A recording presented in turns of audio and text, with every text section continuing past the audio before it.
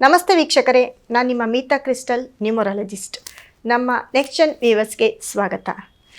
ನೋಡಿ, 3ನೇ ತಿಂಗಳು ಅಂದರೆ ಮಾರ್ಚ್ ತಿಂಗಳ ಮಾಸ ಭವಿಷ್ಯ 2026 ಮಾರ್ಚ್ ತಿಂಗಳ ಮಾಸ ಭವಿಷ್ಯವನ್ನು ಹೇಳ್ತಾ ಹೋಗ್ತೀನಿ. ಅದರಲ್ಲೂ 12 ರಾಶಿಗಳ ಫಲಾನುಫಲಗಳನ್ನ ಹೇಗಿದೆ ಅಂತ ನೋಡೋಣ ಬನ್ನಿ.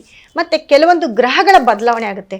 ಮೊದಲನೇದಾಗಿ ಶುಕ್ರ ಈ 2ನೇ ತಾರೀಕು 3ನೇ ತಿಂಗಳು 2026 ಮಾರ್ಚ್ 2ನೇ ತಾರೀಕು ಶುಕ್ರನ ಬದಲಾವಣೆ ಆಗುತ್ತೆ. ಶುಕ್ರ ಕುಂಭರಾಶಿಯಿಂದ ಮೀನರಾಶಿಗೆ ಬದಲಾಗ್ತಾ ಹೋಗ್ತಾನೆ.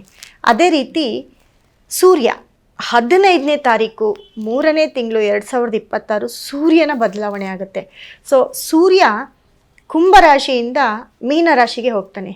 ಒಟ್ಟು ಮೀನರಾಶಿಯಲ್ಲಿ ಶನಿ, ಸೂರ್ಯ, ಶುಕ್ರನ ಒಂದು ಸಂಗಮವಾಗ್ತಾ ಹೋಗುತ್ತೆ.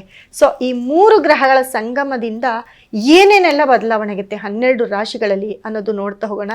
ಅದರಲ್ಲೂ ಕೂಡ ನೋಡಿ, ಸೂರ್ಯನ ನಕ್ಷತ್ರ ಕೃತಿಕಾ, ಉತ್ತರಾಷಾಢ. ಅದೇ ರೀತಿ ಶನಿಯ ನಕ್ಷತ್ರ ಆಶ್ಲೇಷ, ಜ್ಯೇಷ್ಠ, ರೇವತಿ. ಈ 3 ನಕ್ಷತ್ರ 6 ನಕ್ಷತ್ರದವರಿಗೆ ಯಾವೆಲ್ಲ ಒಂದು ಬದಲಾವಣೆ ಆಗುತ್ತೆ ಅನ್ನೋದು ಮುಖ್ಯ ಆಗಿದೆ. ಸೊ ಅದನ್ನು ಫಸ್ಟ್ಗೆ ನೋಡ್ತಾ ಹೋಗೋಣ. ಈ ರಾಶಿಗಳ ಬದಲಾವಣೆಯಿಂದ, ಗ್ರಹಗಳ ಬದಲಾವಣೆಯಿಂದ 12 ರಾಶಿಗಳಲ್ಲಿ ಯಾವ ಫಲಗಳಿರ್ತವೆ ಅಂತ ನೋಡ್ತಾ ಹೋಗೋಣ ಬನ್ನಿ ವೀಕ್ಷಕರೇ. ಮೊದಲಿಗೆ ಮೇಷರಾಶಿ ಅಂತ ತಗೊಂಡಾಗ ಅಶ್ವಿನಿ, ಭರಣಿ, ಕೃತಿಕಾ ನಕ್ಷತ್ರದ 3 ನಕ್ಷತ್ರದವರು ಕೂಡ ಮೇಷರಾಶಿಯಲ್ಲಿ ಬರ್ತಾರೆ.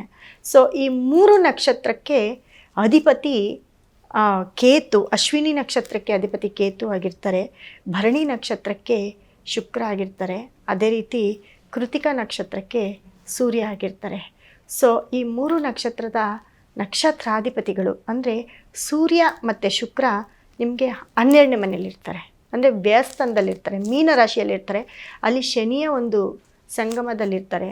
ಮುಖ್ಯವಾಗಿ ಏನಪ್ಪ ಅಂತಂದರೆ ಮೇಷರಾಶಿಯವರಿಗೆ 3ನೇ ಮನೆಯಲ್ಲಿ ಗುರು ಇರೋದು ಸಿಕ್ಕಾಪಟ್ಟೆ ಪಾಸಿಟಿವ್. ಎಲ್ಲೋ ಒಂದು ಕಡೆ 3ನೇ ಮನೇಲಿ ಗುರು ಇದ್ದು ಒಳ್ಳೆ ಫ್ರೆಂಡ್ಸ್ ಆಗಿರ್ಬೋದು, ಅಥವಾ ತುಂಬ ತಂಗಿ ತಮ್ಮ ಇವರ ಒಡನಾಟದಲ್ಲಿ ನಿಮಗೆ ಎಲ್ಲೋ ಒಂದು ಕಡೆ ಕೆಲಸ ಕಾರ್ಯಗಳಾಗ್ತಾ ಹೋಗುತ್ತೆ. ಅದೇ ರೀತಿ ನೋಡಿ, ನಿಮಗೆ ಮುಖ್ಯವಾಗಿ ಏನಪ್ಪ ಅಂತಂದರೆ ಕೇತು ಬಂದು 5ನೇ ಮನೇಲಿ, ಅಂದರೆ ಪಂಚಮದಲ್ಲಿ ಕೇತು ಇದ್ದು ಎಲ್ಲೋ ಒಂದು ಕಡೆ ಪೂರ್ವ ಪುಣ್ಯ ಜಾಸ್ತಿ ಆಗ್ತಾ ಹೋಗುತ್ತೆ. ನಿಮ್ಮ ಪೂರ್ವಜರ ಒಂದು ಆಸ್ತಿ ಪಾಸ್ತಿ ನಿಮ್ಮ ಕೈ ಸೇರೋದಾಗಿರ್ಬೋದು, ಅಥವಾ ಅದರಿಂದ ನಿಮ್ಗೆ ಯಾವುದಾದ್ರೂ ಬೆನಿಫಿಟ್ ಆಗಿರ್ಬೋದು, ಅದೆಲ್ಲ ಸಿಗ್ತಾ ಹೋಗುತ್ತೆ. ಮುಖ್ಯವಾಗಿ ಏನಪ್ಪ ಅಂತಂದರೆ 11ನೇ ಮನೆಯಲ್ಲಿ ರಾಹು, ಬುಧ, ಕುಜ 11ನೇ ಮನೆಯಲ್ಲಿರ್ತಾರೆ. 11ನೇ ಮನೆಯಲ್ಲಿ ಲಾಭ ಸ್ಥಾನದಲ್ಲಿ ರಾಹು ಮತ್ತು ಬುಧ ಮತ್ತು ಕುಜ ಇರೋದು ಎಲ್ಲೋ ಒಂದು ಕಡೆ ನಿಮಗೆ ನಿಮ್ಮ ಪ್ರಾಪರ್ಟಿ ವಿಷಯ ಆಗಿರ್ಬೋದು, ನಿಮ್ಮ ಮನೆಯಲ್ಲಿ ಯಾವುದಾದ್ರೂ ಹಳೆ ಆಸ್ತಿ ಪಾಸ್ತಿ ಬರೋದಾಗಿರ್ಬೋದು, ಇವೆಲ್ಲವೂ ಕೂಡ ನಿಮ್ಮ ಕೈ ಸೇರ್ತಾ ಹೋಗುತ್ತೆ. ಅಥವಾ ಮನೆ ಆಲ್ಟ್ರೇಷನ್ ಆಗಿರ್ಬೋದು, ಮನೆ ಕಟ್ಟೋದಾಗಿರ್ಬೋದು, ಅಥವಾ ಗೌರ್ಮೆಂಟ್ ಜಾಬ್ಗೆ ಯಾರಾದರೂ ಟ್ರೈ ಮಾಡ್ತಿದ್ರೆ ಖಂಡಿತವಾಗ್ಲೂ ಮೇಷರಾಶಿಯವರಿಗೆ ಗೌರ್ಮೆಂಟ್ ಜಾಬು ಅಲ್ಪ ಸ್ವಲ್ಪ ಗೌರ್ಮೆಂಟ್ ರಿಲೇಟೆಡ್ ಕೂಡ ನಿಮಗೆ ಸಿಗ್ತಾ ಹೋಗುತ್ತೆ. ನಂತರ 12ನೇ ಮನೆ ಅಂತಂದರೆ ಮೀನದಲ್ಲಿ ಶುಕ್ರ, ಸೂರ್ಯ, ಚಂದ್ರ ಈ 3 ಗ್ರಹಗಳು ಒಂದೇ ಮನೆಯಲ್ಲಿರೋದ್ರಿಂದ ಶುಕ್ರ, ಸೂರ್ಯ, ಶನಿ ಈ 3 ಗ್ರಹಗಳು, ಅದರಲ್ಲೂ ಸೂರ್ಯ ಮತ್ತು ಶನಿ ಮೀನರಾಶಿಯಲ್ಲಿರೋದ್ರಿಂದ ಖಂಡಿತವಾಗ್ಲೂ ಹೇಳ್ತೀನಿ, ಮೇಷರಾಶಿಯವರಿಗೆ ಒಂದು ತಿಂಗಳು ಈ ಮಾರ್ಚ್ ತಿಂಗಳಲ್ಲಿ ಬಹಳಷ್ಟು ಸಾವು ನೋವುಗಳನ್ನ ನೋಡ್ತಾ ಹೋಗಬೇಕಾಗುತ್ತೆ. ಯಾಕಪ್ಪ ಅಂತಂದರೆ ನೀವು ಪ್ರಯಾಣಿಸ್ಬೇಕಾದ್ರೆ ತುಂಬ ಕೇರ್ಫುಲ್ ಆಗಿರಬೇಕು. ಮತ್ತು ಮೇಷರಾಶಿಯವರ ಮನೆಯಲ್ಲಿ ಅಪ್ಪ ಮಕ್ಕಳ ಒಂದು ಕದನ ಏನಾಗುತ್ತೆ ಅದು ಸ್ಟಾರ್ಟ್ ಆಗ್ತಾ ಹೋಗುತ್ತೆ. ಮತ್ತು ನಿಮ್ಮ ಮನೆಯಲ್ಲಿ ಯಾರಾದರೂ ಗಂಡ ಹೆಂಡತಿ ಮಧ್ಯೆ ಡೈವರ್ಸು, ಕೇಸು, ಕೋರ್ಟು ಅಂದಿದ್ರೆ ಖಂಡಿತವಾಗ್ಲೂ ಡೈವರ್ಸ್ ಆಗುವಂಥ ಚಾನ್ಸಸ್ ಇರುತ್ತೆ. ಯಾಕಪ್ಪ ಅಂತಂದರೆ ನೋಡಿ, ನಿಮಗೆ ಸತತವಾಗಿ ನಿಮಗೆ 12ನೇ ಮನೆಯಲ್ಲಿ ಸೂರ್ಯ ಮತ್ತು ಶನಿ ಸಂಧಿಸಿರೋದ್ರಿಂದ ಯಾವುದಾದ್ರೂ ವಸ್ತುವನ್ನಾಗಲಿ ವ್ಯಕ್ತಿಯನ್ನಾಗಲಿ ಕಳ್ಕೊಳ್ಳೋವಂಥ ಒಂದು ಚಾನ್ಸಸ್ಸು. ಯಾಕಂದರೆ ಆಲ್ರೆಡಿ ಶನಿ ಇದ್ದಾಗೆ ನಿಮಗೆ ಈ ಥರ ಒಂದು ಪ್ರಾಬ್ಲಮ್ ಶುರು ಆಗಿತ್ತು. ಅದೇ ರೀತಿ ಕೋರ್ಟು ಕೇಸು ಅಂದರೆ ಅದರಲ್ಲೂ ಕೂಡ ನಿಮ್ಮ ಪರ ಆಗುವಂಥ ಯಾವುದೇ ಮಾಹಿತಿಗಳಿರೋದಿಲ್ಲ.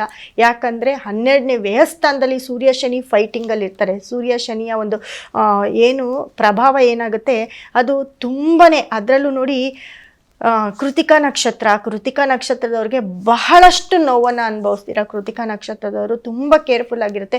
ಇದಕ್ಕೆ ಪರಿಹಾರವನ್ನು ಕೂಡ ಮಾಡ್ಕೊಳ್ಬೇಕಾಗುತ್ತೆ. ಮೇಷರಾಶಿ ಕೃತಿಕಾ ನಕ್ಷತ್ರದವರು ಬಹಳಷ್ಟು ಕೇರ್ಫುಲ್ ಆಗಿರಬೇಕು.